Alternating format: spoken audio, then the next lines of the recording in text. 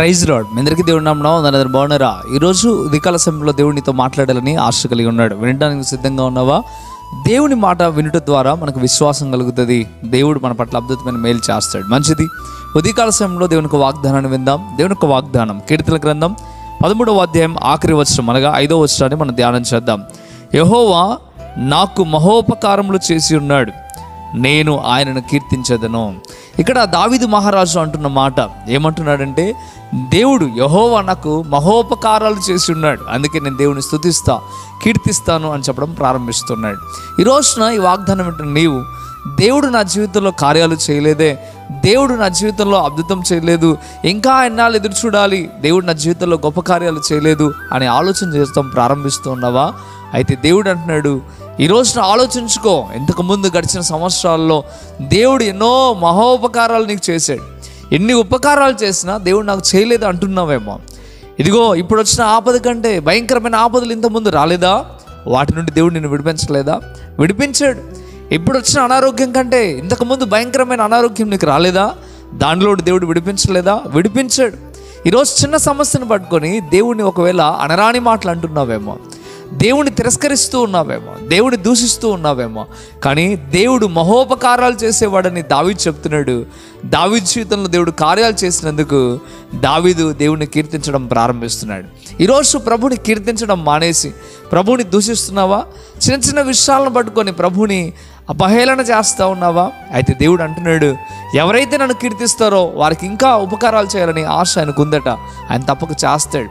ఈ రోజున ఒకసారి ఆలోచించండి, నువ్వు ఎంత మేలు చేసినా నిన్ను పొగడకుండా ఉంటే నువ్వు మేలు చేస్తావా? చేయవు కదా. దేవుడు ఇంకా నీ హృదయాంతరంగాన్ని తెలుసుకున్నవాడు. చేసిన మేలుకు కృతజ్ఞత లేని వారికి దేవుడు మేలు చేయడు. ఎప్పుడైతే చేసిన మేలుకు కృతజ్ఞత కలిగి ఉంటారో అప్పుడు దేవుడు అద్భుతమైన మేలుడు చేస్తాడు. ఈ రోజున చేసిన మేలుకి కృతజ్ఞతగా నువ్వు లేవేమో. ఒకసారి ఆలోచించుకో. ఉదయకాల సమయంలో దేవుడు తేటగా స్పష్టంగా నీతో చెప్పడం ప్రారంభిస్తున్నాడు. దేవుడు మహోపకారాలు చేస్తాడు. ఆయన తన మన అనే భేదం మనకి లేదు. తప్పక మేలు చేస్తాడు. విశ్వాసం కలిగిన వారి ప్రతి ఒక్కరి పట్ల దేవుడు గొప్ప కార్యాలు చేస్తాడు. కానీ ఈ రోజున నీ విశ్వాస పరిమాణం ఏ రీతిగా ఉంది, నీ స్థితి ఏ రీతిగా ఉంది, నువ్వు కృతజ్ఞత కలిగిన వాడవా కాదా అనేది చాలా అవసరం. ఎందుకంటే దాని మీద డిపెండ్ అయి ఉంటుంది నీకు ఉపకారం చేయాలా వద్దా అనేది. ఈ రోజున ఒకసారి ఆలోచించుకొని, ప్రభువా నన్ను క్షమించు, నా జీవితంలో ఎన్నో గొప్ప కార్యాలు చేసావు, ఈ చిన్న సమస్య కాడ, చిన్న ఇబ్బంది కాడ, ఈ కొంచెం దగ్గర నేను ఎంతగానో మిమ్మల్ని అవమానపరిచాను, మీకు అపకీర్తి తెచ్చాను, ఇక మీద నేను అలా ఉండను ప్రభువా. దావీదు చెప్పినట్లుగా దేవుడు నా పట్ల ఎన్నో ఉపకారాలు చేశాడు, నేను ఆయన కీర్తిస్తా అన్నట్లుగా నేను కూడా కీర్తిస్తాను ప్రభువా అని ఒక మాట చెప్పు. దేవుడు తప్పక నీ పట్ల గొప్ప మేలు చేస్తాడు. మంచిది. ఈ మాట ద్వారా దేవుడితో మాట్లాడినట్లయితే తప్పక ప్రార్థనలోకి భవించు. ప్రార్థన చేద్దామా? ప్రార్థన. పరిశుద్ధుడా, వందనాలు ప్రభువా.